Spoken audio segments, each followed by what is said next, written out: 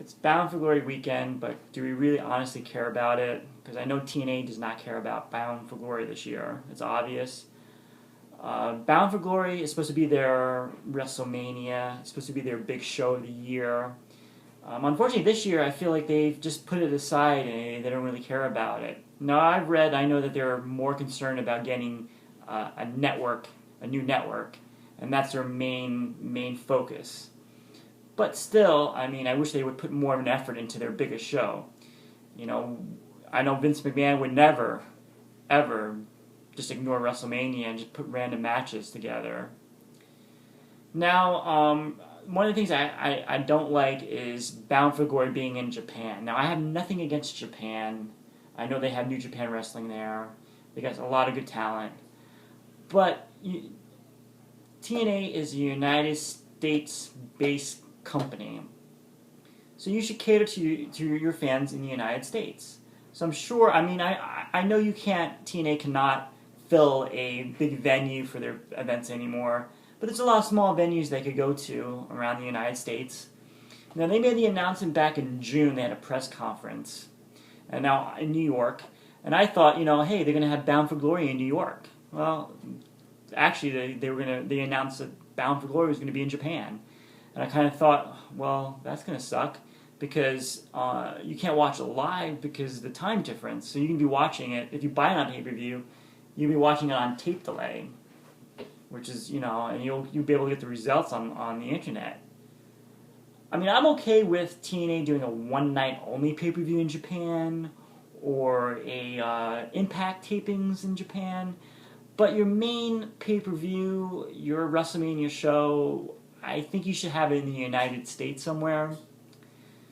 It's like WrestleMania. You think Vince McMahon will have WrestleMania in Japan? I mean, Japan has their own wrestling companies, and so I don't understand, but whatever. So then I started, kept on watching Impact, waiting for them to start building this pay-per-view. Now, can you name 2 matches on this card, or 2 matches that you're looking forward to seeing? I mean, the only thing they've been promoting is James Storm and the Great Sonata against the Great Muta and Tajiri. Do we really care about that match? I don't care about that match. I'm not going to spend $50 to watch that match. And then I watched Impact the other night, and they're promoting the Team 3D against Abyss and Tommy Dreamer, which is a match that has not been, there's no storyline. Why are they wrestling? Just a random match, which makes no sense because Tommy Dreamer was teaming with Team 3D like a couple weeks ago, right? Or a month ago. Doesn't make any sense. Just random matches, no build-up. I mean, at least look at last year's Bound for Glory. Bully Ray against AJ Styles. What a good build-up that was. I thought they were going to have the Bound for Glory series. I was waiting for that to make an announcement, but they didn't make any announcements. There's no real worth watch. There's nothing to watch on this pay-per-view at all. I feel like the TNA has no direction at all. Now, I mean, I know it's Bound for Glory, so I decided to go back and watch an old Bound for Glory, and I decided to watch Bound for Glory 2007. Now, I suggest whoever's running TNA now, Dixie Carter, or whoever's writing, who's ever creative, to go back and watch this DVD, watch what TNA was made of back in, what they were doing back then. They were doing some good stuff. They were setting themselves apart from WWE. They were not copying WWE. You could definitely, when you put this DVD in, you definitely see a big difference in product. TNA in the original was really built on the X Division, good tag team wrestling, and then you also had veterans like Sting, Jeff Jarrett, Scott Steiner, Kevin Nash, Kurt Angle, for the older fans, to keep them happy. So, I mean, you could tell that right from this is like a big event. Now, this takes place in Atlanta, so they're not in the Impact Zone. So usually that's where they, back in the day, they would have their big pay-per-view Bound for Glory would be outside the Impact Zone. The commentators are, Mike Tenay, remember Don West? Don West is not the best commentator, but he's always excited, man. He could build up anything, make any match seem like it's like main event. So you get basically, I mean, this is the event that has the reverse battle royal, so you can watch that on YouTube. It's really stupid. They start outside the ring, and then 8 wrestlers that get inside the ring, it turns into a battle royal. You have the Steiner brothers against Team 3D. Rick Steiner's past his prime, so you don't look in too good of shape. It's a table match, so they crown the first TNA Knockout champion, and they do it. I think it's like a gauntlet match, which is like a battle royal, I guess.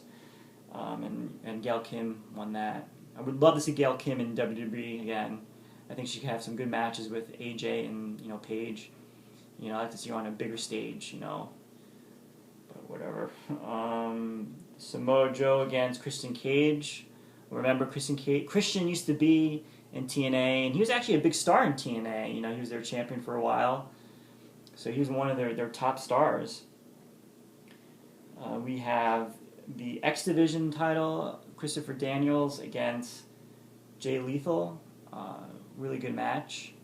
And it's a shame, these guys, TNA let them go. They could definitely, very talented, and now they're on Ring of Honor.